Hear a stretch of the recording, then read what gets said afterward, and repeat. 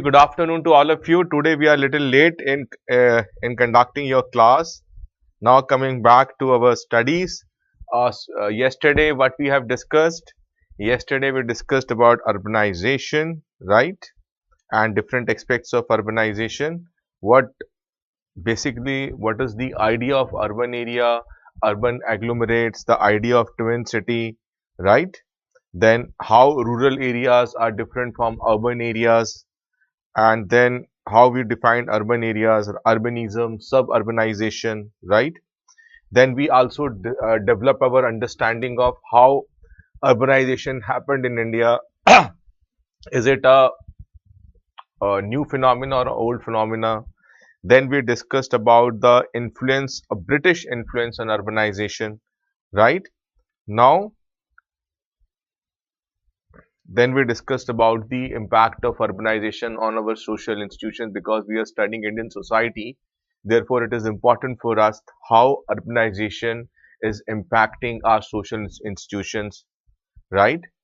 And then we discussed about the impact of urbanization on our family kinship relationship, how caste, the hierarchies of caste are getting dismantled due to the impact of urbanization, right? Now let us understand the impact of urbanization on women. Yeah, let us understand the impact of urbanization. Just a moment.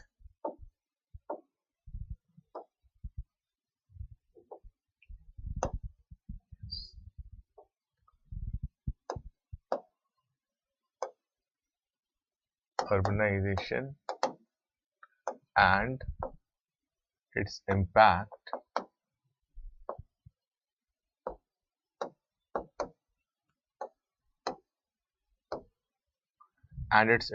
of women, right? Okay. You see, women constitute an important section. Women constitute an important section of migration, of migration, right? People who are migrating from rural area to urban area, right? The women constitute a very important place in the studies of urbanization because you see, as I've already explained, and we will discuss in detail when we'll discuss the role of women and women organizations in Indian society. Here also I'm coming to this point that women plays a very important role in our society, and they are the first thing that you observe, the first impact of urbanization on Indian women is this: there is an increase in the percentage of women participation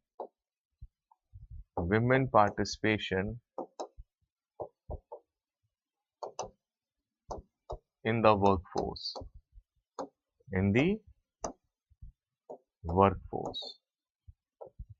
This is the biggest impact that urbanization has led to, the increase in the percentage of women participation in the workforce.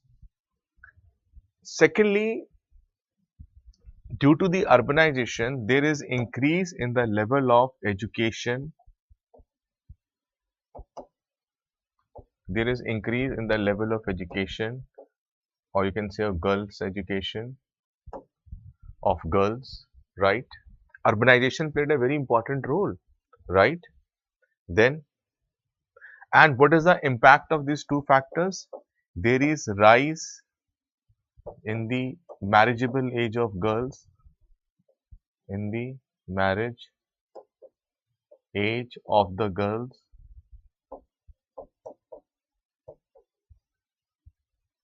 marriage age of the girls, right? These are the impact of urbanization, right?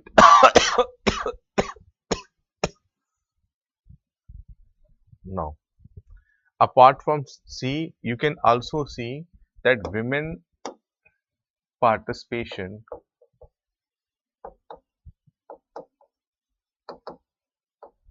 in higher education has increased. The most important, women participation in higher education has increased, right?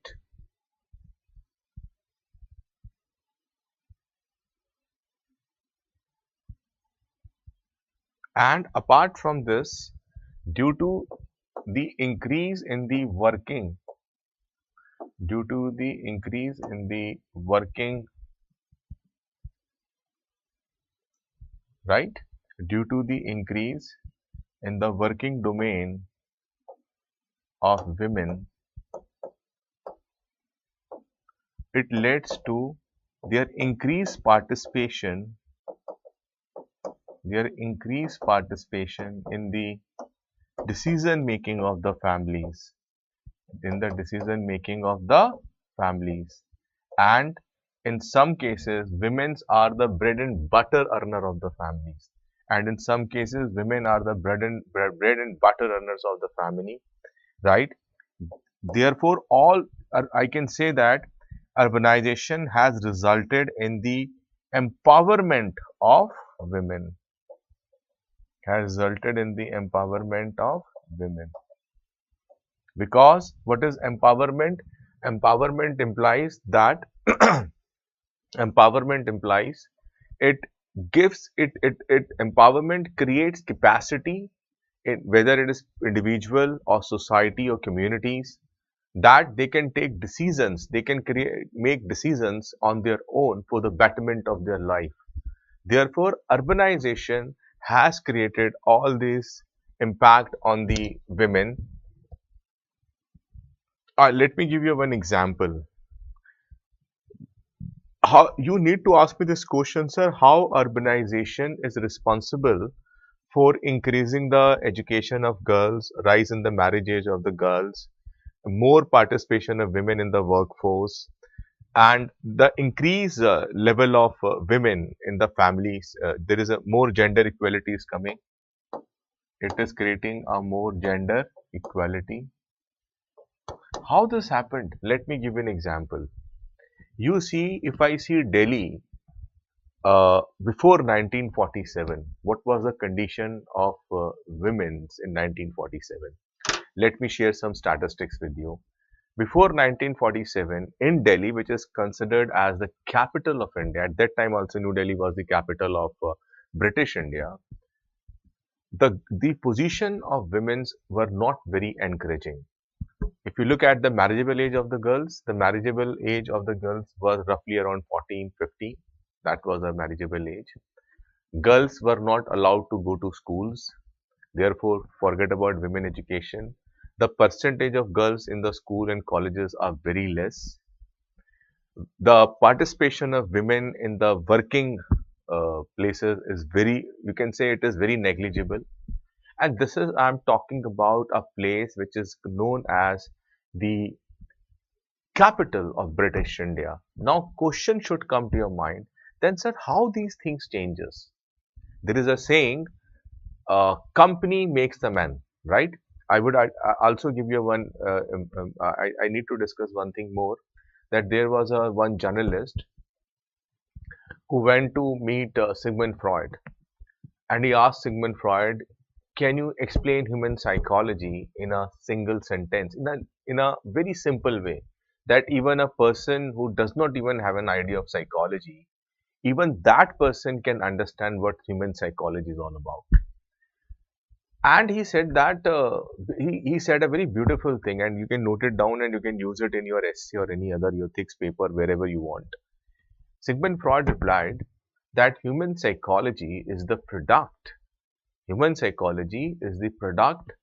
of the environment. Your mentality is the product of your environment. What kind of environment you are being exposed to? What is the ecosystem in your house, in your school, in your college, among your friends, in your neighborhood? All these factors constitute in the creation of your mentality or your mental perspective. This was the condition before 1947 in Delhi, which I am discussing with you. Then how this condition drastically changed? Because at that time the population of Delhi usually constitutes of majority of the people are Hindus, Muslims. These were the dominating people. in Delhi, majority of the population of Delhi. But after the partition of India in 1947, people migrated from Pakistan to Delhi, right? Who are these people who migrated from Pakistan to Delhi? They are the Punjabis, Sikh people. And what is the biggest contribution of Sikh or Punjabi? There is an element of gender equality in their religion. So when these people came in Delhi, settled down in Delhi, they sent their daughters for they sent their daughters to schools. Their daughters were going to colleges, and we people, we the so-called original inhabitants of Delhi, they used to say, oh, they are very bad people. They are sending their daughter. अरे अस्सी तो अपनी हम तो अपनी बेटी को school ही नहीं भेजेंगे. But जब वही because you see this is how society changes. But after some time, when their daughters are coming out of schools, graduating from colleges, getting good jobs, and economic empowerment of in the family is taking place due to the women's are working out, then slowly people also started sending their daughters to school. Therefore, urbanization plays a very important role. What I said, urbanization creates a melting pot. People from different communities, different cultures live together. And as a result, the kind of isolation that our caste system creates among each other, that isolation is removed. And urbanization is giving you an access to different opportunities. Is that point clear? Right?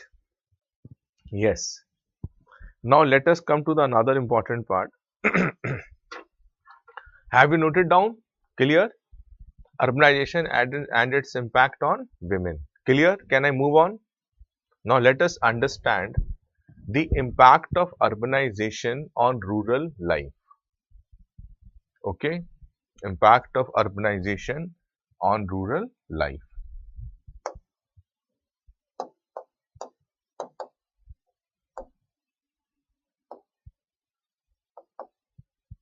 How urbanization is impacting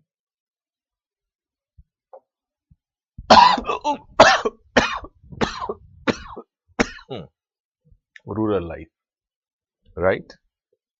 Now, what happened to the urbanization rural life? Number one, it increased the migration.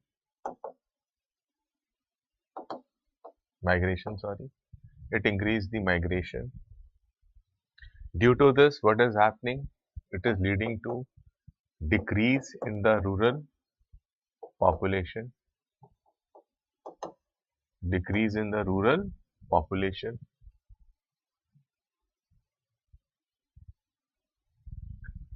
Now, employment in urban areas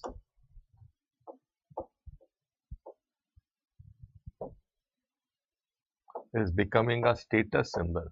In the villages is becoming a status symbol in rural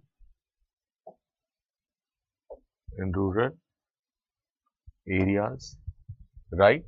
Therefore, agriculture is looked down. People think if you are doing agriculture, you are doing nothing. But person who is employed in urban area or employed in a big shahar, they are considered they are doing very good. Okay. Then you move on. Now, another important thing I told you yesterday, we discussed the topic of suburbanization.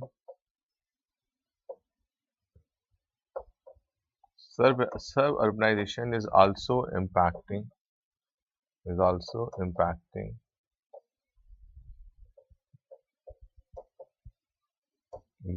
the political, economical, cultural, rural life. Political, economical and cultural rural life, right? And then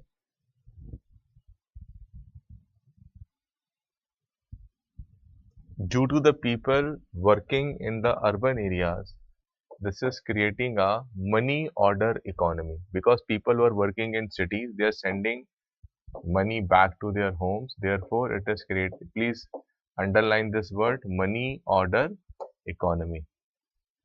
This money. It is resulting in money order economy because people are sending money back to their homes. So when they are receiving money, order economy is prevailing. What it creates? It creates enhanced level of standard of living. Level of standard of living in the rural area. It leads to enhanced standard of living in the rural areas, and due to this, they are getting access to good health, education, right? This is creating access to good health and education, right? So this is the impact of urbanization on rural areas, right?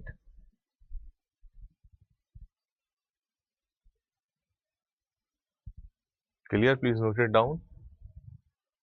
And if you have any question, you can ask me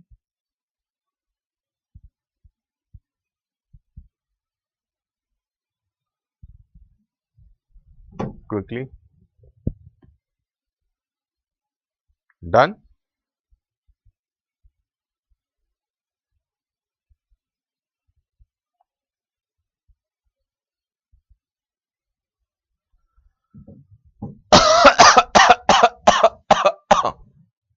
Now there is a one student who has asked a question. Just now I have seen it. What is urban pull and push factors? Very good question.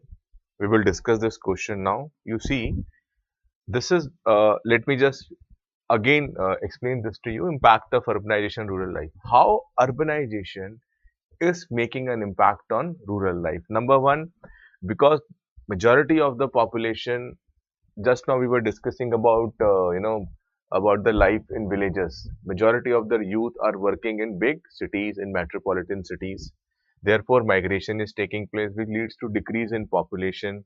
Employment in urban areas is becoming a status symbol in the rural area. Apart from this, suburbanization is also creating an impact on the political, economical, cultural rural life. The elements of city lives are now entering into the rural life. Now DJ culture has become a part of the marriages in rural life also, right? And because their youngsters are working in cities, they are sending back money to the villages. Therefore, a money order economy is thriving in rural areas. Due to this leads to increase in the standard of living, and then due to high standard of living, because the standard of living has increased, now they can have access to good health and education, right? Now let us understand what are the pull and push factors for in urbanization. This is what Nima you are asking me. Okay, may I rub this? You are done with that?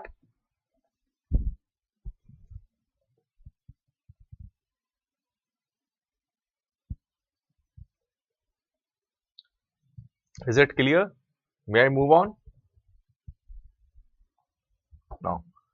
Nimai has asked me a question, sir. What are the pull and push factors? Urbanization, pull and push factors. This question she has asked. So let us understand this here. You see, the pull factors are those factors which attracts the people towards urban areas, which attracts the people to work in urban areas. What are the pull factors? Number one, good employment opportunities. Good employment opportunities. Number two, increase wages.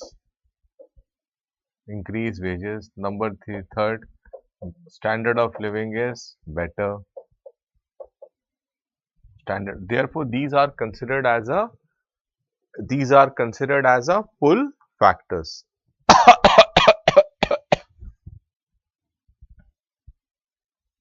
Right. Now, what are the push factors? Push factors are also those factors which that drives people. Push factors also those factors which force people from rural areas to urban areas. For example, if they are not, if there is a, you can say, if they are not making good living there, if they are not making good living, if there is a decrease in the productivity of their agriculture. Third, if they are landless laborers not getting not getting sufficient work.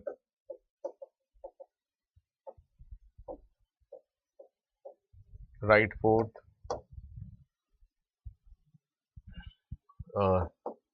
no wages or very less wages they are getting. Therefore, these factors are considered as push factors, due to which people wants to migrate from rural areas to urban areas.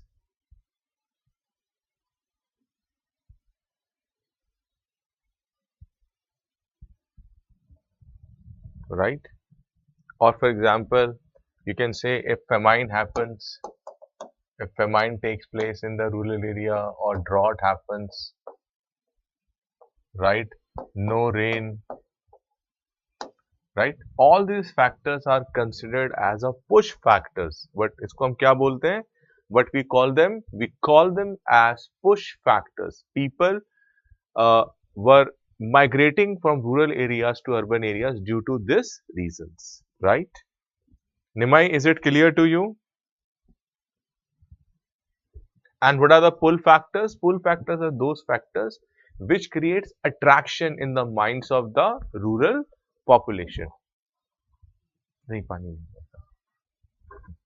Which creates attraction. For example, when people learn, oh my God, there are so many jobs in the urban area, so many jobs in the cities, that a person is earning 15,000 working as a guard in the apartments, but they are not getting 50,000 per month in the villages. Therefore, these are the pull factors, right? Nimai, is it okay? Now this point is clear to you? Pull factor and push factor. Okay. Now one more question is coming. Can we, sir, urbanization also help us to reduce inequality? Yes, of course, you can write this point, Subrata, that urbanization plays a very important role in the reduction of inequality also.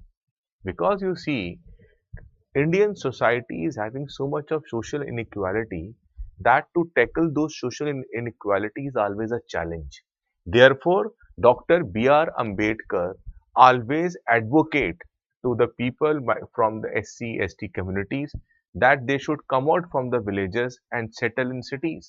Because in cities, in urban areas, there is less atrocities, less caste discrimination against marginalized sections of society, even against women's also.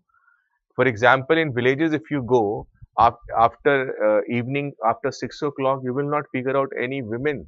But in Bombay, you can see women traveling in local trains even at 2 o'clock because they are working in Bollywood, right? In different sectors of economy.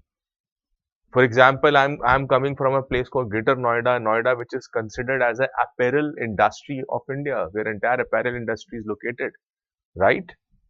And you can see urbanization is creating a dent in the eradication of equality in society. Therefore, you see, yesterday we discussed majority of the intercaste marriages where they are taking place in the urban areas, right?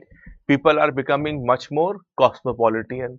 People are becoming more modern in their outlook, right? Now, the people who are living in urban areas, they are not talking of caste very much. They are not talking of, they are not religious fanatics. They are not casteist people. Majority of them are not even bothering about all these things here, right? Therefore, it is creating a problem. It is creating a very positive impact on eradicating inequality. Okay.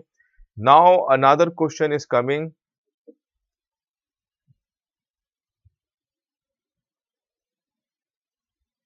Absolutely right. Very good.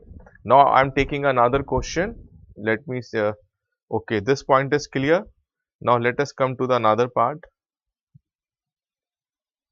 Now this is clear. Can I move on? No.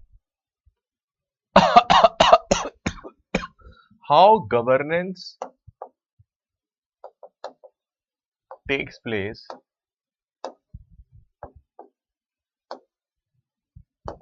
in urban areas. How governance takes place in urban areas. How? Can anyone help me out? To govern the urban areas in much more better, effective and efficient manner, 74th Constitutional Amendment Act is created to empower our municipal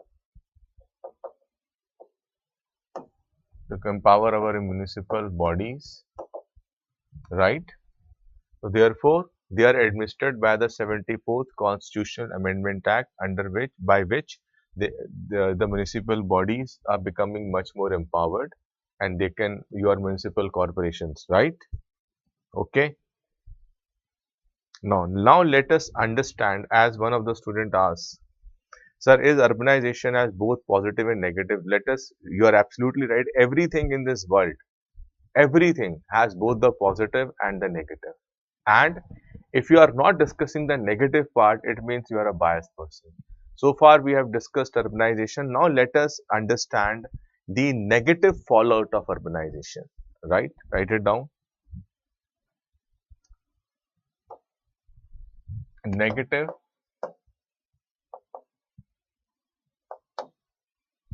impact of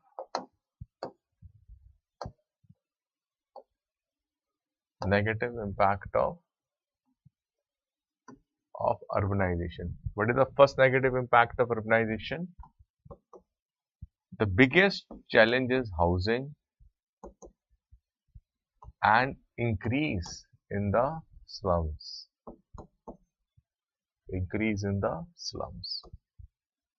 This is the biggest challenge of urbanization, housing and slums, right? This idea of slums is peculiar to urbanization. If you see the life in slums, it is highly pathetic.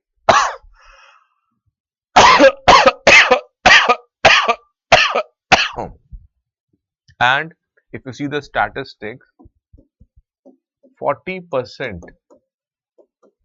of the population in the cities live in slums. And if you see the statistics of Mumbai, 65% of the Mumbai is slum, right? And what are the characteristics of slums? Slums are characteristic. What are the characteristics of slums? Slums are characterized by, number one, substandard housing. By substandard housing, right? Housing quality is very substandard. Then lack of electrification, lack of electrification. Then lack of basic amenities, lack of basic amenities, right? When I'm saying lack of basic amenities, it implies access to drinking water, ventilation, roads, and there is present lot of social tensions,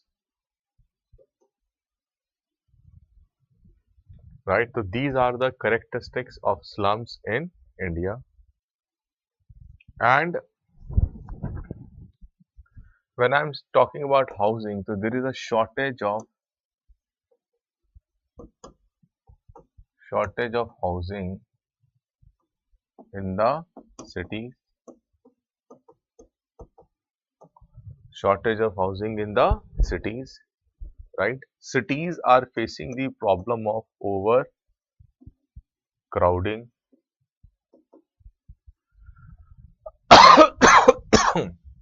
I give you my personal example.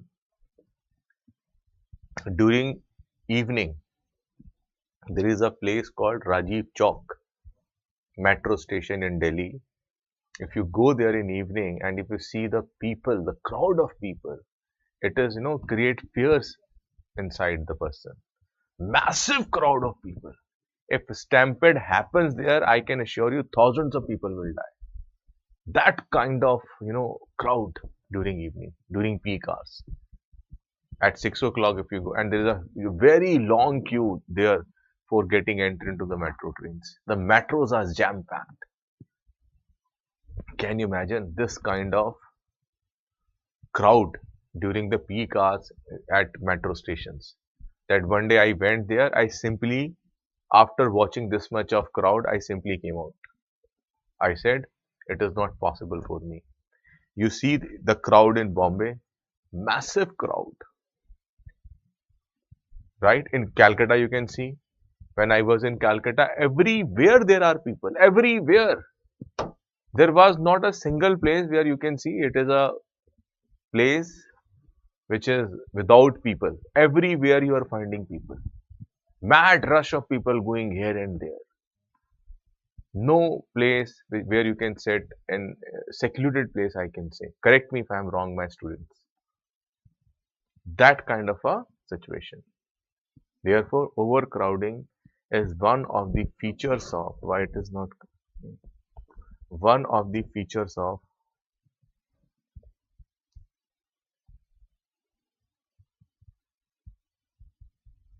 right. When I'm talking about overcrowding, you can say 85% to 90% people are living in one room accommodation in one or two rooms,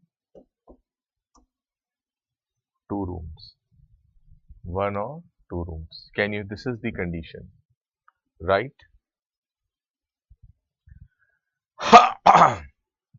Now, what are the impact of overcrowding? You see, overcrowding creates a deviant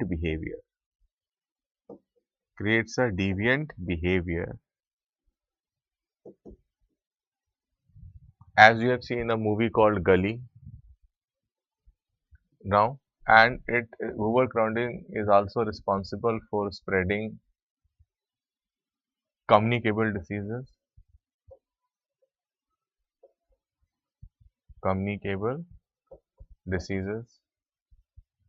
right? It also creates apathy and indifference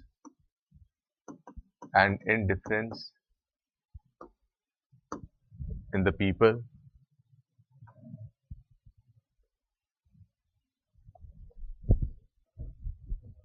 You will find the cases of alcoholism, mental illness, cases of alcoholism, mental illness due to overcrowding.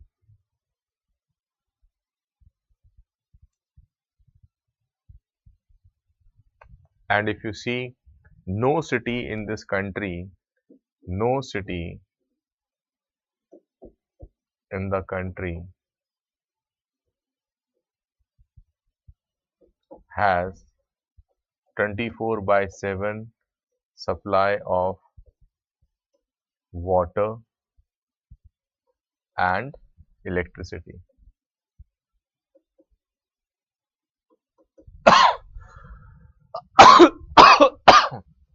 No city has a 24 by 7 water electricity.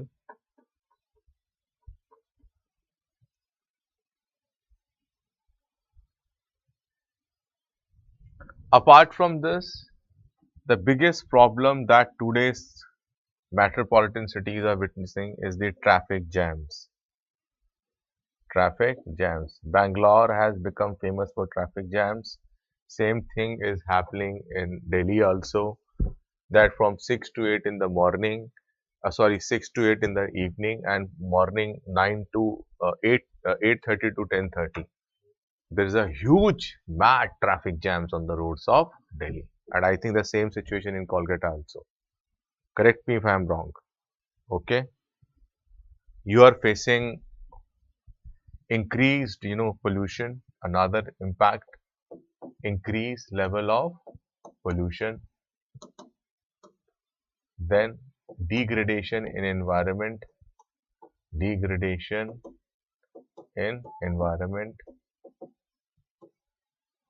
right? The cities are becoming the heat islands. Cities are becoming the heat islands, right? These are the problems associated with urbanization.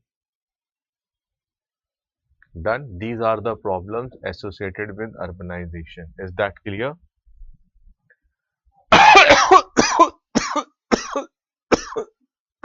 Sorry. Please note it down.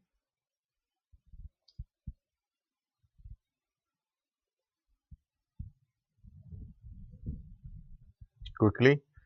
If you are done with this, please tell me. Then we'll move to the next one.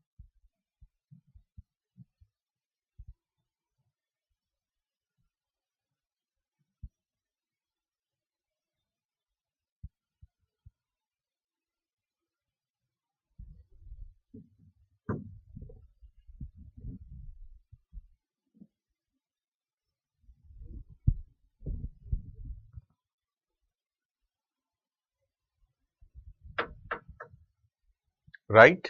Can I move ahead? Okay, done. So these are the problems associated with slums and negative impact of urbanization. The biggest impact, it is creating a challenge in the field of housing, traffic, in the management of health, slums and all that. Okay. Now write it down, the next one.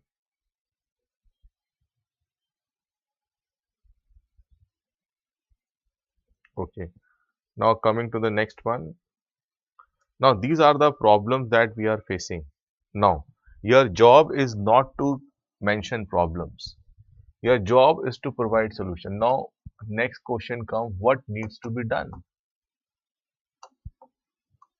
What needs to be done? Right? Write it down. Number one. First is, we need to develop infrastructure. We need to work on infrastructure, right? Creating good infrastructure, and it can be developed through public-private partnership or with the help of community development because you can't put every responsibility on the shoulders of the government.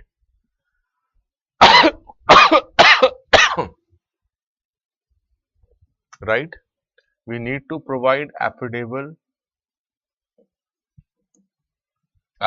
housing. We need to provide affordable housing, right? We need to encourage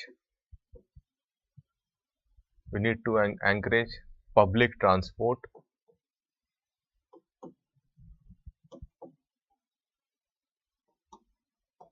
right? If we are encouraging public transport, it will lead to decreased levels of air pollution. It will lead to decreased level of air pollution,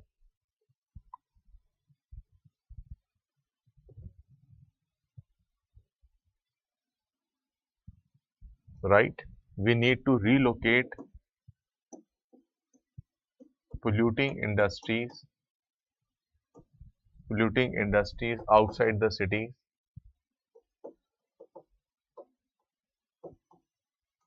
outside the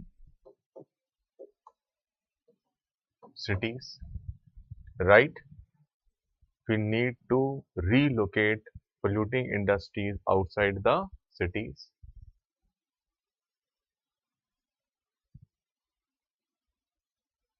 Done. We need to develop health infrastructure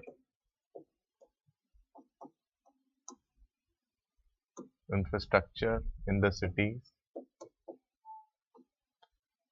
so that, for example, now after this flooding of Yamuna is over, now the another challenge that the government is facing in Delhi is the increase in the cases of chikungunya, chikungunya,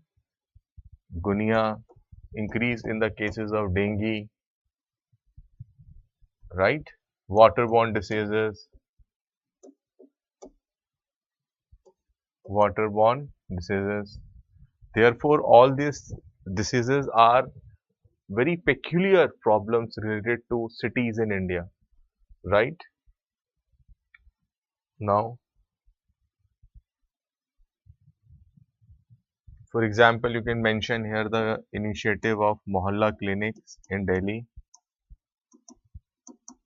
Initiative of Mohalla clinics in Delhi, you can mention this in your notes, right? And apart from this, we need to focus on developing, please underline this word, developing inclusive cities. Underline this word, inclusive cities. Cities which are inclusive for all the sections of society. For all the sections of society. For poor and people who are coming from lower middle level, they can also live comfortably, they can also buy a home in the city, right? Therefore, we need to focus on building inclusive cities. Therefore, the focus is on doing planning. We need to strengthen, we need to strengthen our municipal corporations or councils, right? We need to strengthen our municipal corporations and councils, right? We need to increase the revenue of these organizations so that they can better provide better services to the people. Therefore, these are the initiatives that needs to be taken to tackle the problem associated with urbanization. Now, is this clear? Any doubt here? Can I move on? Now, let us see what are the different initiatives taken by the government to address the problem of urbanizations. What are the government initiatives, right? And what are the major programs which are currently in implementation by the government of India? Is that clear? Can I move on? Then I will take your questions one by one. First, let us finish this. Is it okay?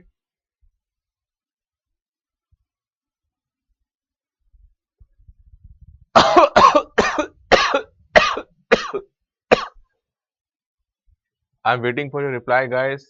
Once you give me a green signal, then I will move to the next topic. Till then, I'm waiting.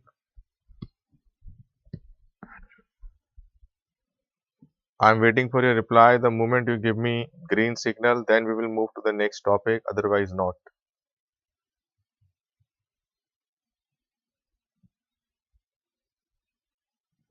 Okay, one of the student is asking me a question. What is the name of the student? Pintu. Pintu has asked a question, sir. What is the difference between slum and hamlet in urban areas? You see, a slum is a residential area where the housing standards are very substandard of housing, as I have written here in my previous discussion, where there is lack of basic amenities, no proper sanitation, no availability of drinking water, no electricity. People are living in very dingy places, full of filth. That kind of a place is considered as a slum. On the other hand, hamlet. What is the meaning of hamlet? Anyone tell me? Hamlet. Hamlet. Hamlet means a small village. Hamlet is called small village, right? The literal meaning of hamlet is small village. So there's a difference between using the word hamlet and using a word slum. They both are completely different things. Okay, clear? Right. Yes, now another very good question. Spandan has asked a very good question. And Kumar Roy, Mohalla Clinic of Delhi government. I am coming to it. I am coming to it. Very good, yeah. Because the moment you are asking questions to me, it means that your mind is working. You are attentive in the class, and and I really feel very good answering to your questions. Okay, now Pintu, you are satisfied. Your doubt is cleared. Now another question that is asked by Kumar Roy: what is the Mohalla Clinic of Delhi government? Okay, Anil Kumar Roy. You see, Delhi government has initiated a practice Mohalla Clinic, which is appreciated by WHO also. You need to understand the context. You see, I often used to say you need to understand why this thing is happening. Because you see, necessity is the mother of invention. Let me give you one more example. If Gautam Buddha is teaching, if Gautam Buddha is teaching non-violence, you need to obey non-violence. What does it mean? It means there was a violence in that society. That is why he is preaching non-violence. Similarly, why Mohalla Clinic? As I have already discussed with you, that Delhi, there is a big slum population. People are migrating from different corners of India to Delhi. And getting access to good medical care is very difficult. Even for a middle class persons also, if you visit any doctor, there is a consultation fees you have to pay. Then doctor will recommend you medicines. You will purchase this medicine from outside the clinic. You will go to some chemist. It will cost you another 300, 500 rupees. Therefore, even if you are having a normal problem, you are going to spend another 1000, 1200 rupees on your treatment. To address this anomaly, Delhi government has come out with a innovative solution called Mohalla Clinic. Because you see how they have constructed Mohalla Clinic. You have seen that containers which are used in the export and import, right? They have used containers so that the cost of contract. I just remove out Mohalla clinics, right? They are using containers, right? So that the cost of construction can be saved, and the container is fixed with the with all the facilities. It is you can have a blood taking sample there. You can take you can go for a small. Everything is there in the Mohalla clinic, right? So Mohalla clinic is a very innovative step by the government of Delhi. And apart from this,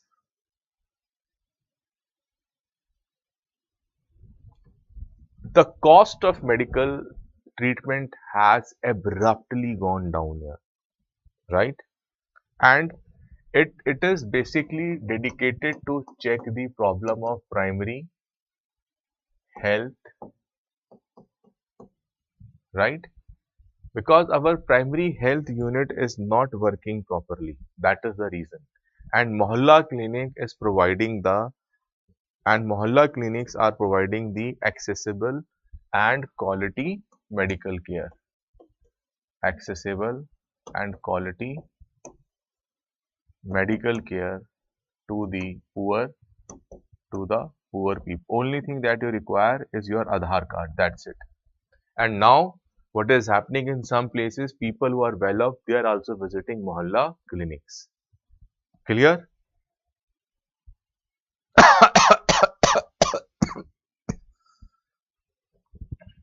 So, therefore, it is attacking the problem of primary health care. Is that clear?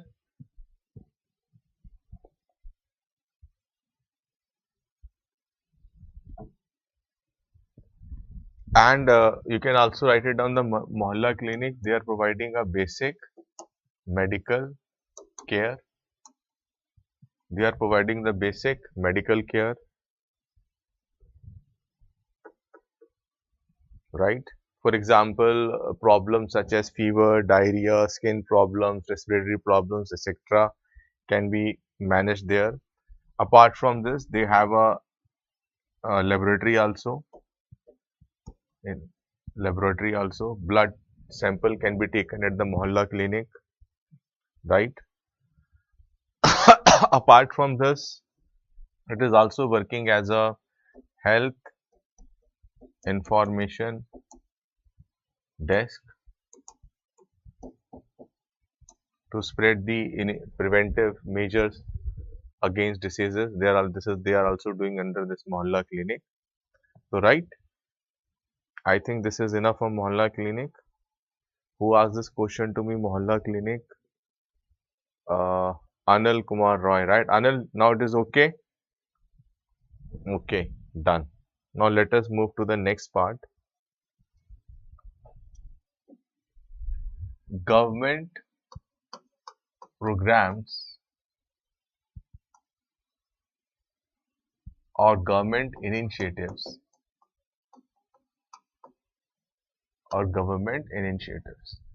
right? What are the first government? First is Pradhan Mantri Awas Yojana. Pradhan Mantri Awas Yojana. Very big initiative. Under Pradhan Mantri Awas Yojana, government is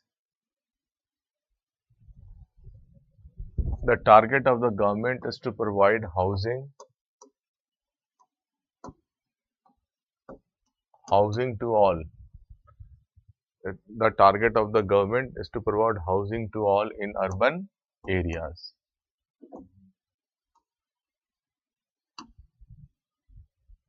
Under Pradhan Mantri Awas Yojana, the objective of the government is to provide housing to all in urban areas.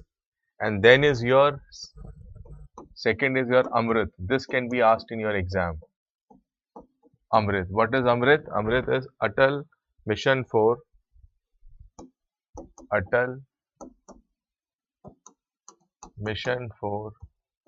Rejuvenation. Write it down. Atal Mission for Rejuvenation and Urban Transformation.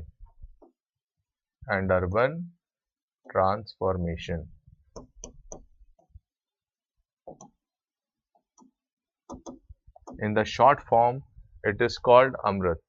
Now, what needs to be done? It will provide infrastructure. Under this scheme, they will focus on providing infrastructure. Write it down. They will provide infrastructure. Right? What in which field infrastructure for providing safe drinking water. Write it down. Providing infrastructure for safe drinking water, laying down the pipelines, laying down the pipelines,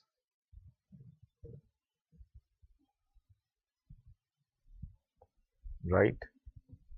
Providing sewage,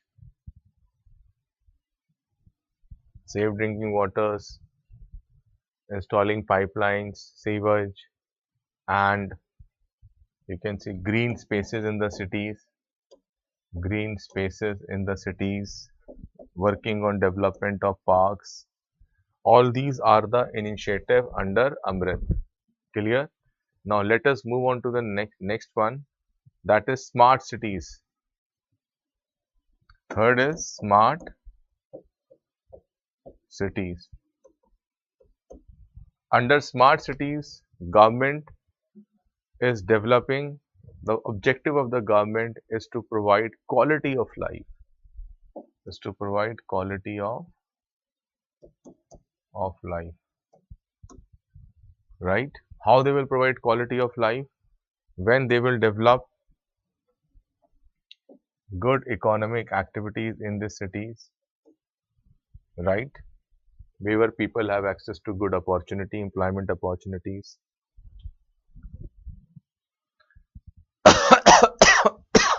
They will provide city level solutions, right? Whatever you write it down.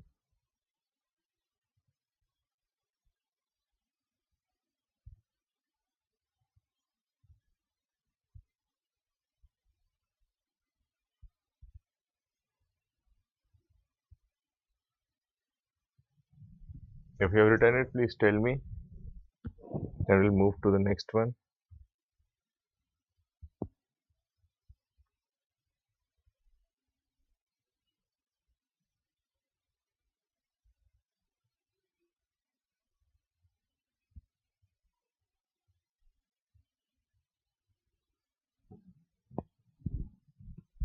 I'm waiting for a reply.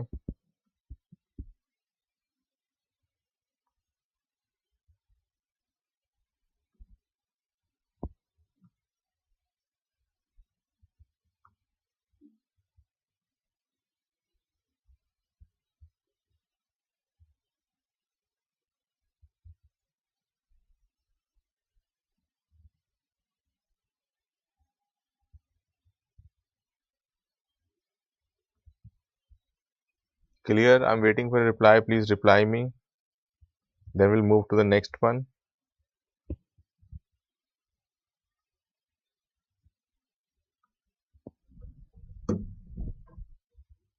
Okay. Done. Now let us move to another important, segment,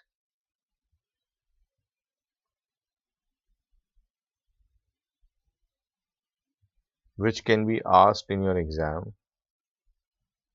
That is because smart cities has often been asked about it. It is already asked.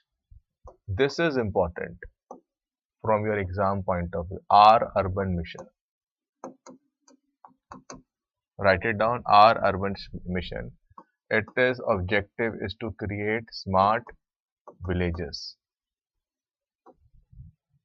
Our urban mission. Its objective is to create smart villages. Right? Oh, sorry.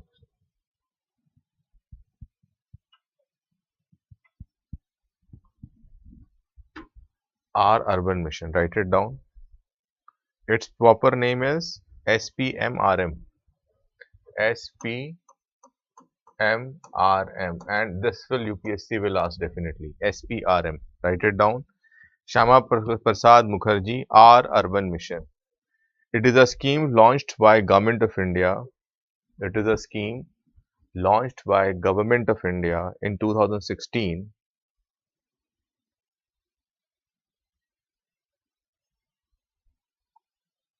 to develop infrastructure in the rural areas. The objective of this scheme is to develop infrastructure in the rural areas.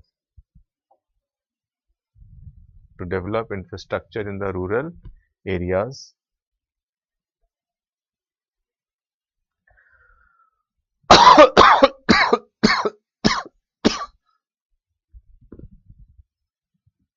इनका target क्या था? To develop a cluster of smart villages.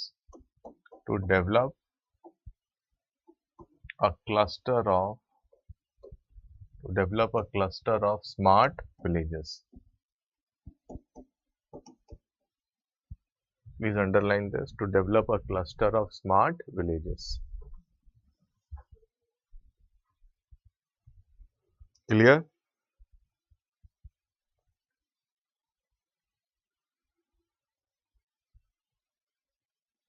And when I am saying cluster, here cluster implies 15 to 20 villages. 15 to 20 villages having a population to 30 to 40. That's 15 to 20 villages having a population of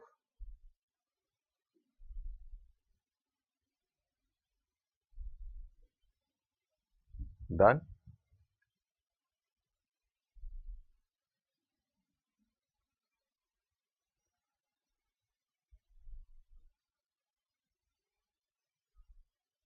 One thing more you need to know that this SPRM is basically a predecessor of Pura. You know about Pura? This is the predecessor to this is to Pura. Pura scheme. What is Pura? Prevention of, write it down. Pura was provision of urban amenities to rural areas. Provision of urban amenities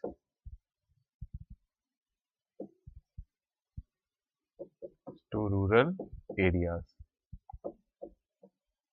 Now, Pura is replaced by SPRM, that is Shama Prasad Mukherjee R Urban Mission. The objective of this is to create smart villages, and it focuses on the development of cluster of villages. Under this cluster of villages implies 15 to 20 villages, right? And there is a saying, there is one slogan also, गांव बढ़ेगा तो देश बढ़ेगा. गांव बढ़ेगा, देश बढ़ेगा. This is important. Done? What more I can discuss with you under this?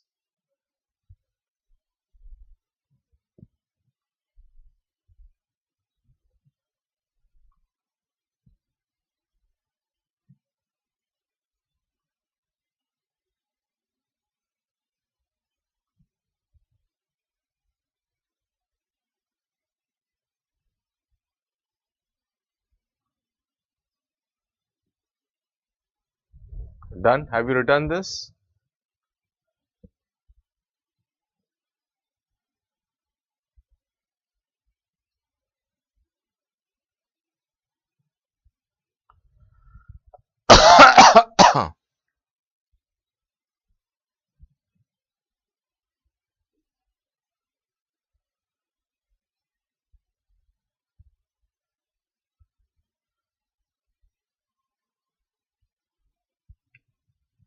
Okay.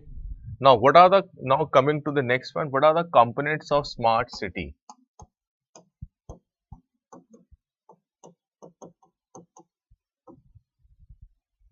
What are the components of smart city? Smart city implies smart transport, smart policing, write it down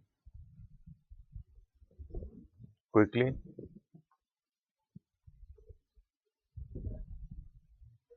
Smart government,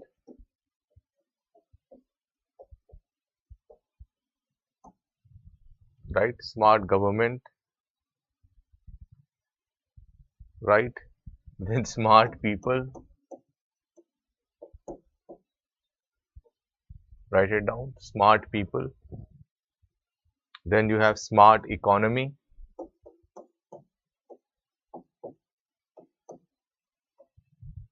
Smart economy. Then smart environment.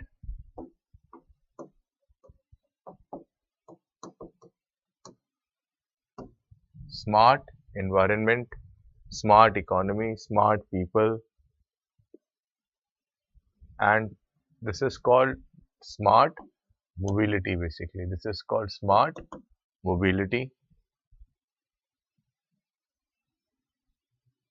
So these are the attributes in the smart city. These are the attributes of the smart cities. Write it down. After this, now let us move to another one.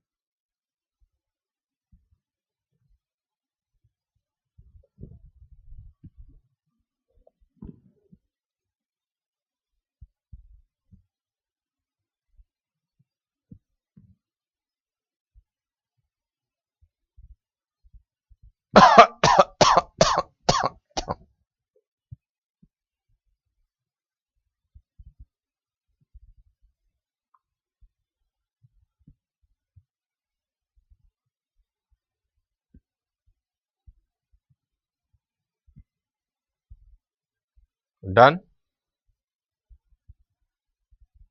The next one that I want to talk about is Hriday. Next one is HRIDAY.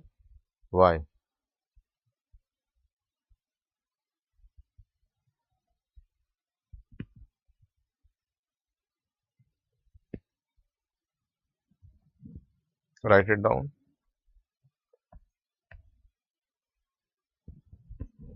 Now the next that I want to bring in our discussion is Hriday. HRIDAY. First, you need to know who is the implementing authority.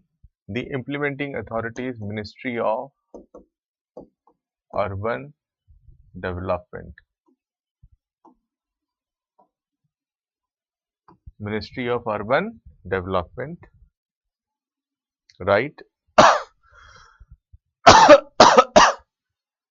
Write it down. There are 12 cities which covers under Hriday, and write it down, the full form of National Heritage. The full form of Hriday is National Heritage. Write it down. National Heritage. City Development.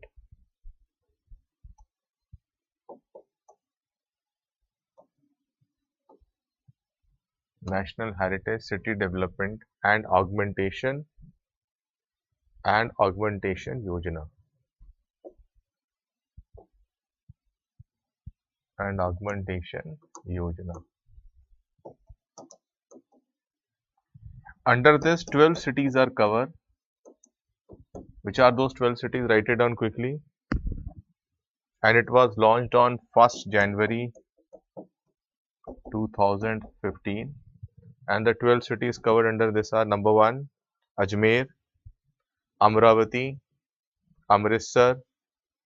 I am telling you the most important one: Amritsar, Dwarka, Gaya, Kanchipuram, and so on. And what is the slogan of Hriday? Vikas bhi, Virasat bhi. Vikas bhi or Virasat bhi. This is the slogan of Hriday.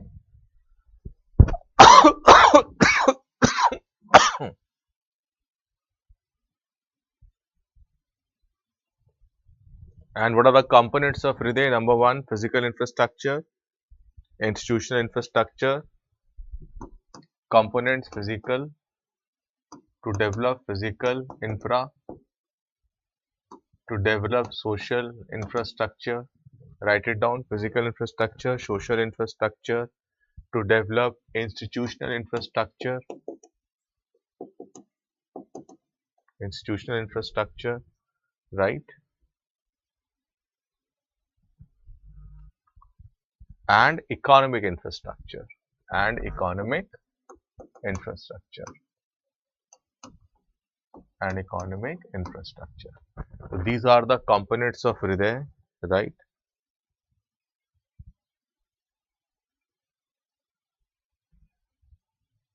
Done?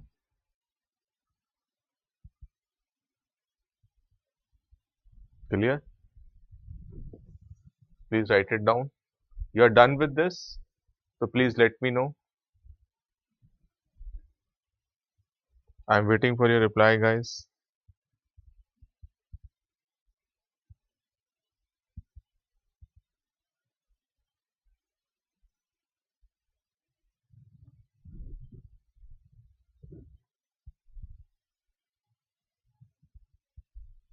After Hriday, let us discuss.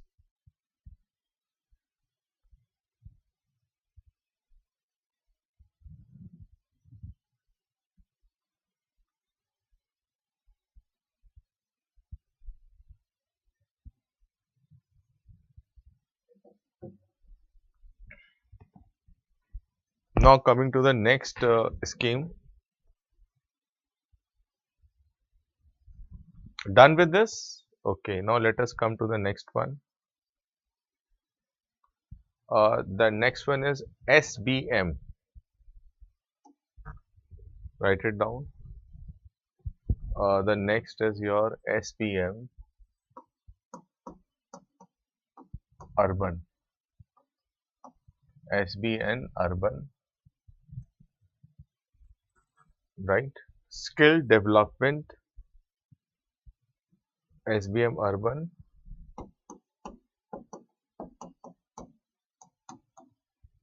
write it down. Skill development, skill employment, shelter for urban homeless, and to support street vendors. What is this? Skill development. This focus on skill development, right? Skill development, skill employment,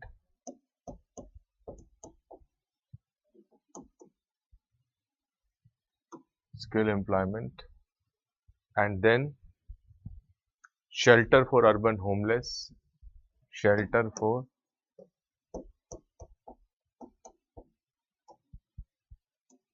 urban homeless under this scheme, shelter for urban homeless, clear? And then it focuses on support to street vendors, support to street vendors. This is SBM urban day, okay? Now let us move to another important one. Jal Jeevan Mission. The next is Jal Jeevan Mission. Jal Jeevan Mission. Right? Under the Jal Jeevan Mission, and please mention Jal Jeevan Mission Urban. Under the Jal Jeevan Mission Urban, I just coming on the side so that you can have a clear view of the board. There is a objective of providing universal coverage of water supply under this universal coverage of water supply. This is the focus. Universal coverage of water supply to all households through taps. To all households through taps. Through taps. This is the objective of Jal Jeevan Mission. And one more I want to bring here, that is National NCMC. Anyone, what is NCMC? Anyone who can answer me what is NCMC mission? Let me see, any questions are coming from. So, okay, fine. Mohalla Clinic we have discussed. Salam and Hamlet we have discussed. Tell me, what is NCMC? Any one of you?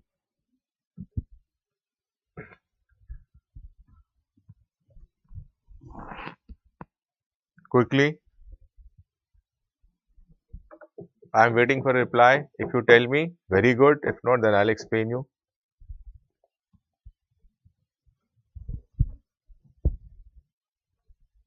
I am waiting for a reply. Quickly tell me. Then we will move to other schemes. I have not received your answer. Let us. Okay, fine. No one is responding. Write it down. NCMC means NCMC implies one nation,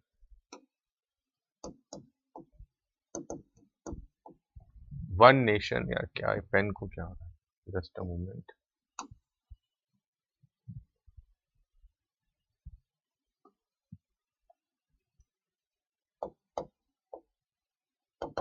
One nation and one card for mobility. Yes, one nation card for transport, one nation card for transport mobility. One nation card for transport mobility. This is also one of the initiatives taken by government for providing good public transport. Done.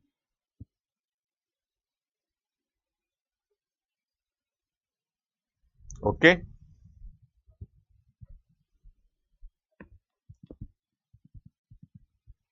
Now let us understand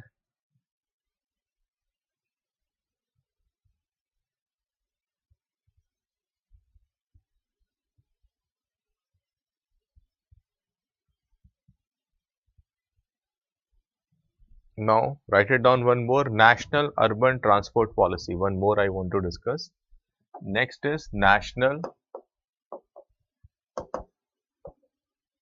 Government has come out with National Urban Transport Policy. What is happening in this year? 2000, I guess, came in 2006. National Urban Transport Policy. Sorry, this 2006. Now write it down. This policy promotes sustainable and equitable. What is the focus of this policy? To provide sustainable. What is happening? Sustainable and equitable transport. What is the objective of National Urban Transport Policy? The objective of National Transport Urban Policy is to provide sustainable and equitable transport, which includes your and focus on which include its focus is on public transport, right? Now let us move to one more, JNNURM. Without this, our discussion is not complete. Jawaharlal Nehru National Urban Rural Mission. It was started in 2005. And what is the objective of Jawaharlal Nehru National Urban Rural Mission? The objective is to provide financial assistance. The objective of Jawaharlal Nehru National Urban Mission is to provide financial assistance to urban local bodies. For the development of infrastructure and services. And one more, you can write it down. ये तो हो गया है, दीनदयाल उपाध्याय हमने कर लिया है. One more, स्वच्छ भारत अभियान. स्वच्छ भारत अभियान. स्वच्छ भारत अभियान. It was launched, when it was launched? It was launched in 2014. The program, objective of this program is to conserve and revitalize. The objective of this program is to conserve and revitalize the cultural heritage and tourism potential of,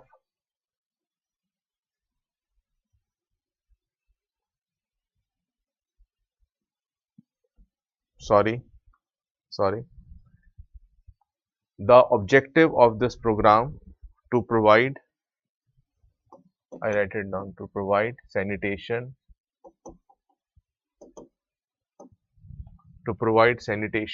and cleanliness, sanitation and cleanliness in urban areas,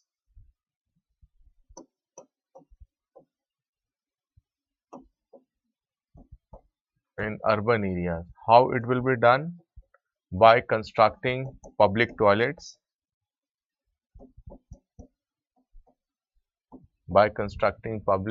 Recently, one important person was in the news, the founder of Sulabh International, Bindeshwar Pathak, has expired, right?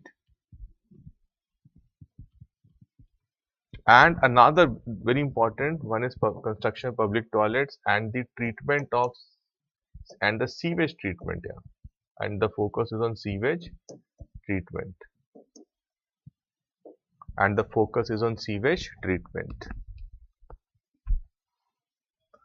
Amrit, we have discussed.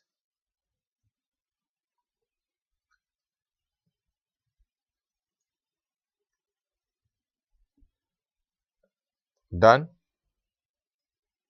Done? Is that clear?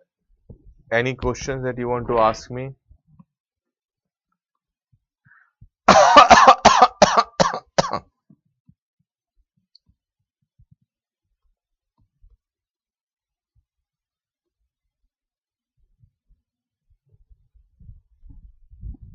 Now the next that I want to discuss with you, one of the student has asked, the next program is Tulip.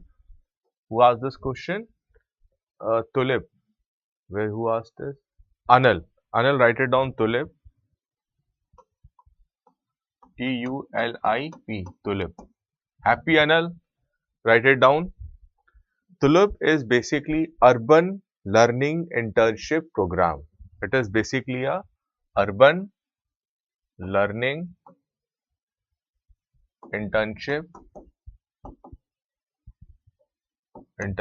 program. I think I dictate, it is better if I dictate, you can easily write it down, okay?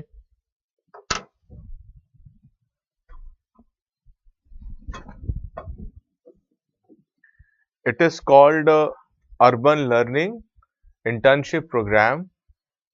It is basically a platform. For the students and graduates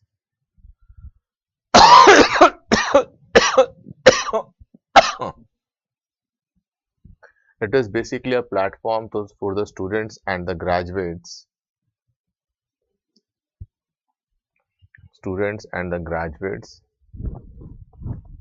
residing in urban local body areas,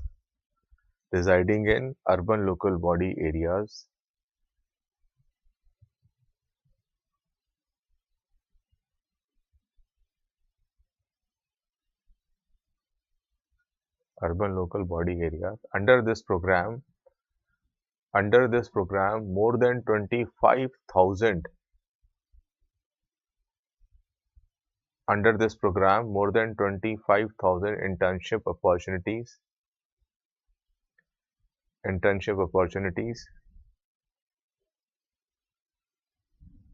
are advertised.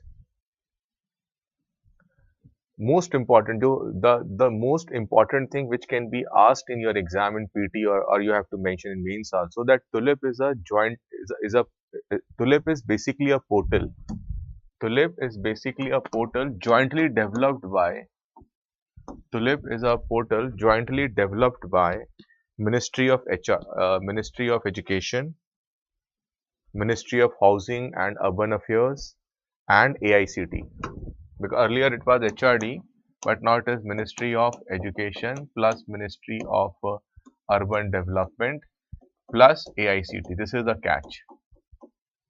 Ministry of Education, Ministry of Urban Development and AIC. Three bodies are involved. What is the objective of this program?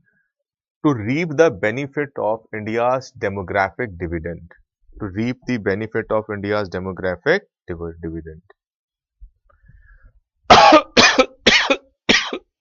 Done? Anyone asked any question? Now this tulip is over. Okay, fine. Let us discuss one more. One more I want to discuss with you, because one of the student has asked a question on Prasad. Write it down, Prasad scheme. Because UPSC is asking questions on urbanization, globalization, salient features of Indian society. They are the favorite topics of UPSC. Write it down. What is the full form of Prasad? Pilgrimage, rejuvenation and spiritual augmentation drive. Pilgrimage, rejuvenation and write it down, pilgrimage, rejuvenation and spiritual augmentation drive. And spiritual augmentation drive, write it down. You can use Prasad scheme in art and culture also. Okay. It was launched somewhere in 2014 to 15. It is launched by Ministry of Culture. It is launched by Ministry of Tourism. Sorry, not culture. It is launched by Ministry of Tourism.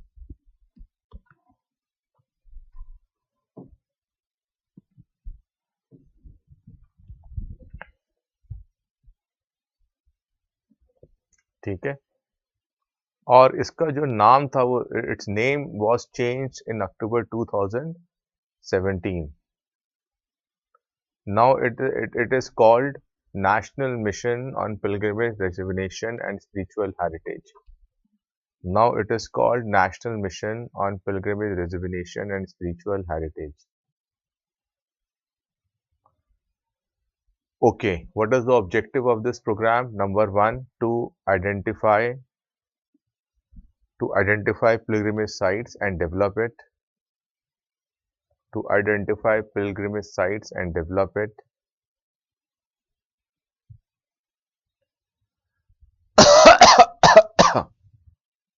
Done. The most important, the funding of Prasad scheme. It is done by Ministry of Tourism, provides state governments with central financial assistance, CFA.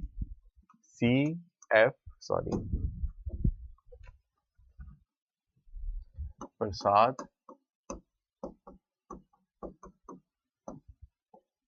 It is funded by Ministry of Tourism. Under this, central financial assistance was given to the state governments. This is the point which is important. Central financial assistance was given by Ministry of Tourism to the state governments, and under this 100% will be provided by the center government. Done.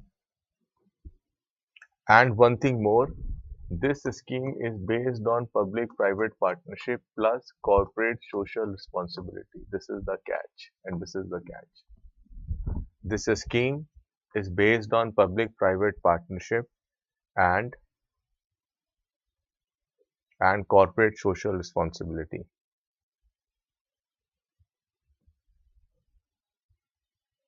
Prasad cities, if you want, you can write it down. For example, Kamakhya temple in Assam, Ajmer, Dwarka, Gaya, Amritsar, Kedarnath, Puri, Kanchipuram, Varanasi, Mathura. These are the cities covered under Prasad scheme. Okay.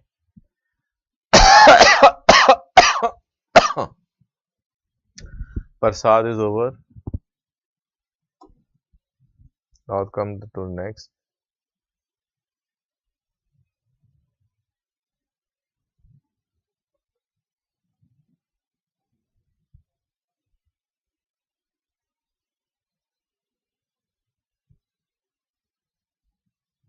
Write it down, the next program that is important,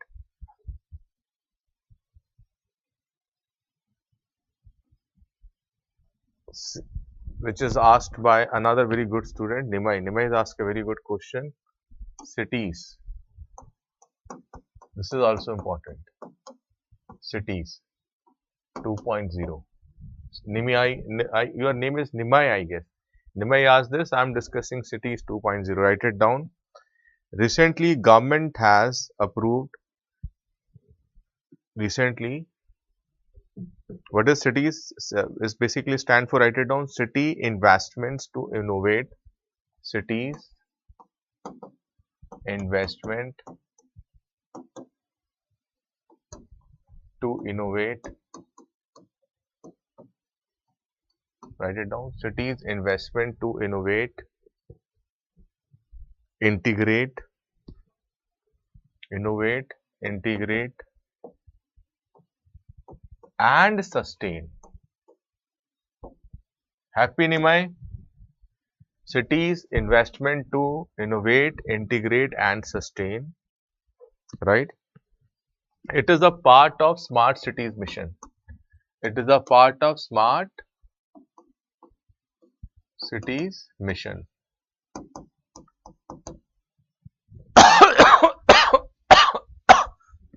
मेरे साथ साथ याद भी कर लो, okay? And what is the objective? The objective of to promote integrated waste, to promote, write it down, to promote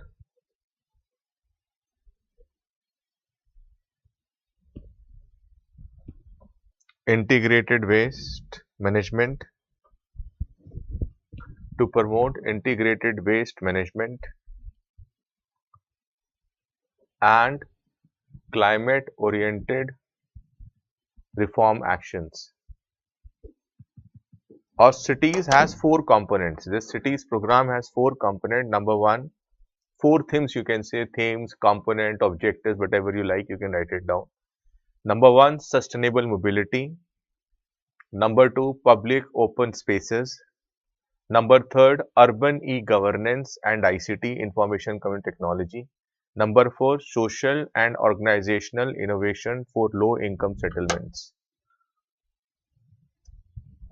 You want, I write it down. Number 1 is sustainable mobility. Number 1 is sustainable mobility.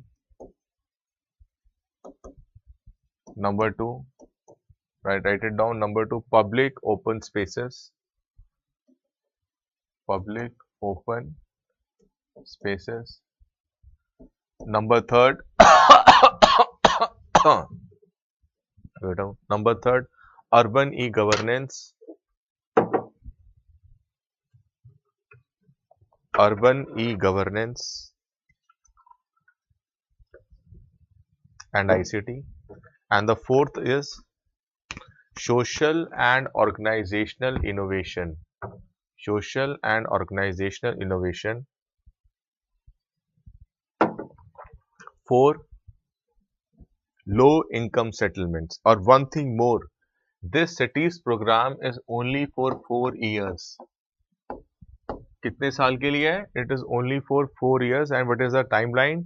2023 to 2027. I think this is enough on that, yeah.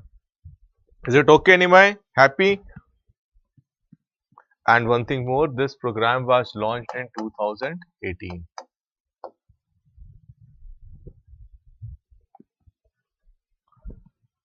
Okay, then done. Okay, let's move to any other topic. Any other question that you want to ask me? Because I really appreciate when you ask questions and I answer it here.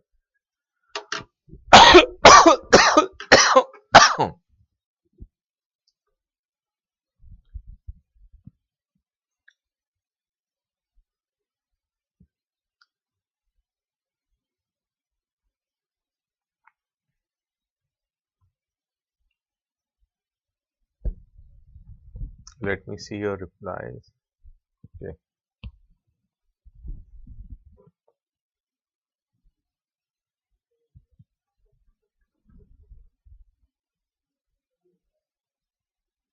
Done. Now write down a one question and write an answer for that.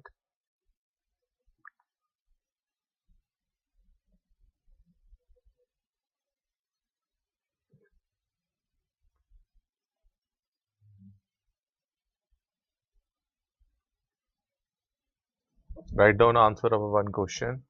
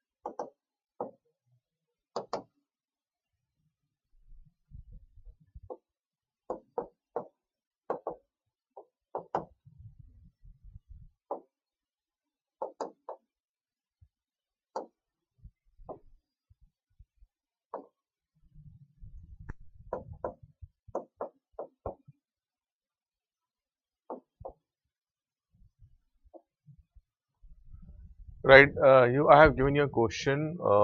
Urbanization is not a new phenomena. Its impact is felt in all the dimensions of society. Critically analyze the statement.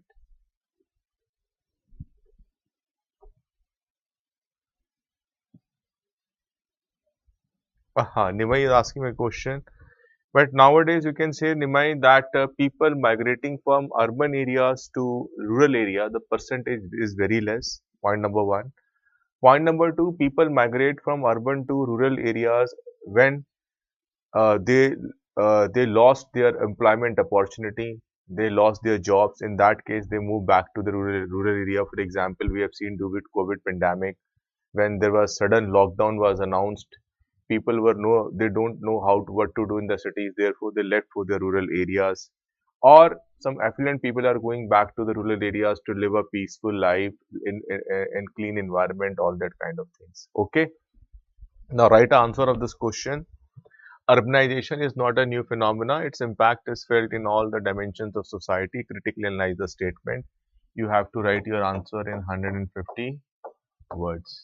Okay, done. Now this topic is over. If you want to ask any question, you can ask me. I'll try to give your answer.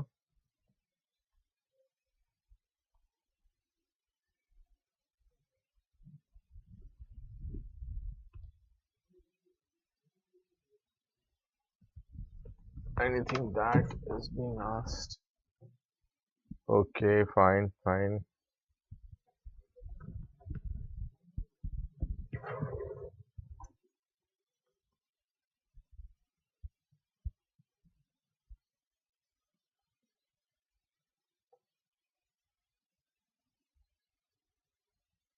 Done. I'm waiting for a reply.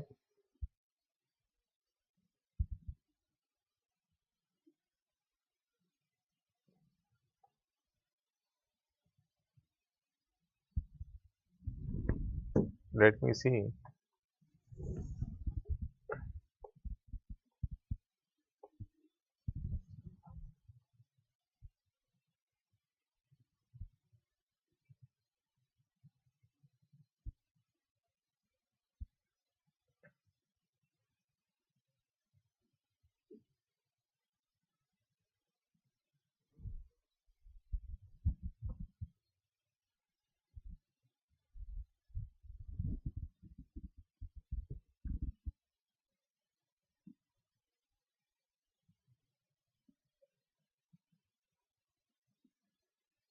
Done.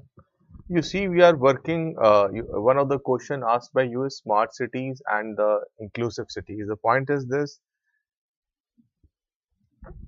smart cities are those cities which are based on the, as I've told you, the components of smart governance, where urban e-governance is provided, smart mobility, the state of the art transport facility will be provided, where you have green, you have a green spaces for your for to get a fresh air. The idea of inclusive, you can call it an inclusive smart city, which is based on citizen centric approach. It is based on citizen centric approach, and it is a city which every citizen can say that I own that city. It is a city which is meant for all citizens of your, of all citizens of the society, right? Done. And the biggest factor for an inclusive smart city is that every section of society has something for it, something for them in this particular city. Okay. And when you are talking about inclusive city means which addresses the concerns of physically disabled, right? Where they can also access all the urban services area. That creates an example of inclusive city. For example, inclusive city example, you can write it on Barcelona. Barcelona is considered as an example of inclusive city, right? Done. Is this clear?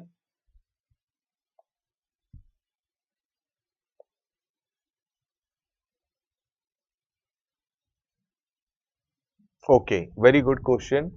Recently, Government of India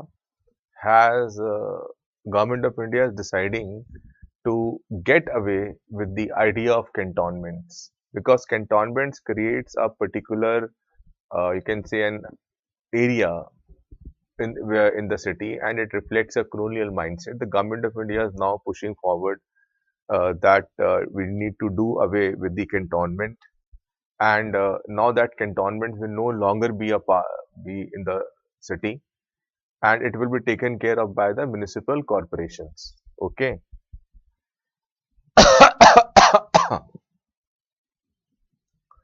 Apart from this, what else you can do? What else we can do? We have discussed all the important aspects related to this,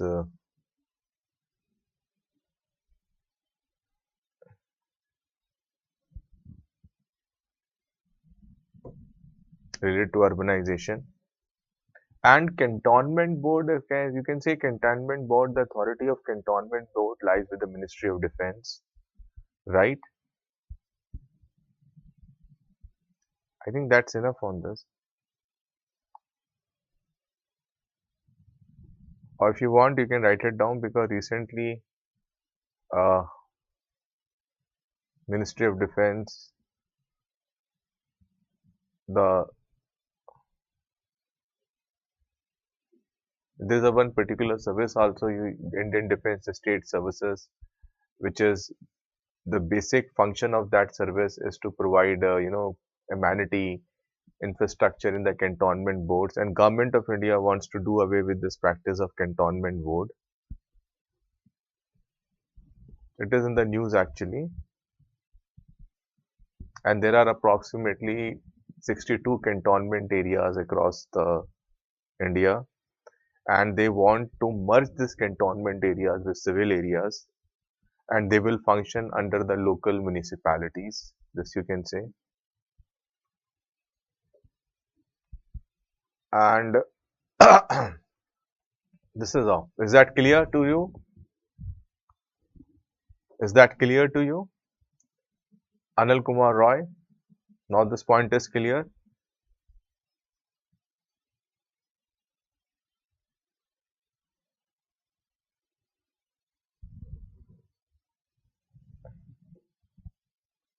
There are issues, there are, but now we are in the process of developing it, right? Done. I think we have discussed on that. After this, we will move to another important topic. Let me see.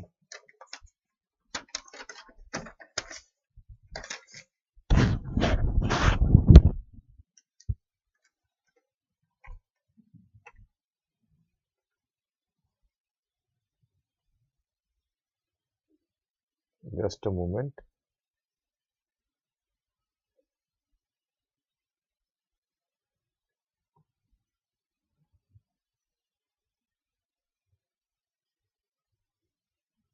Because you see,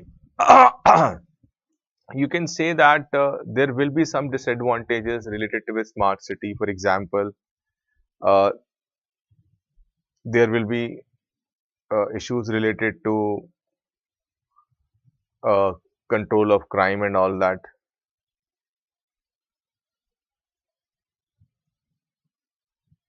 Limited privacy will be a big issue there because you are 24/7 under the cameras.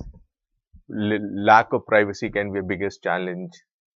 Then you have the problem of social control, right? And for access and living in a smart city, you need to have a pre-training. You need to know how digital economy works, how to access the technical aspects of the governance. Therefore, you need to be trained properly. Only then you can live a comfortable life in smart cities, right? Then there is a it will be a I think it will be difficult in the initial phase for the people to adjust, to acquaint itself with the concept smart city. So these are the disadvantages, right? Anything else?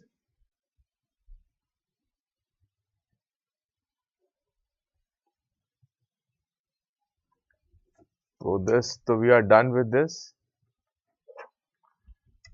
Okay. Thank you very much for being with me. I think I have clear.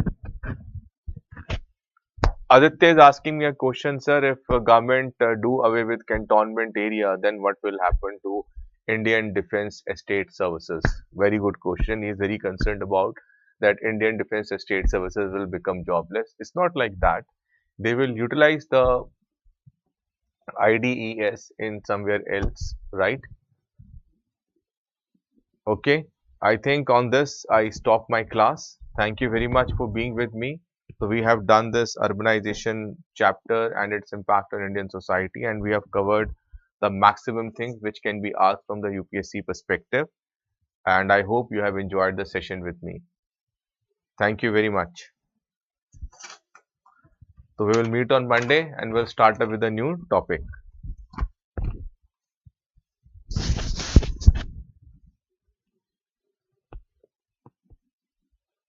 Is it okay?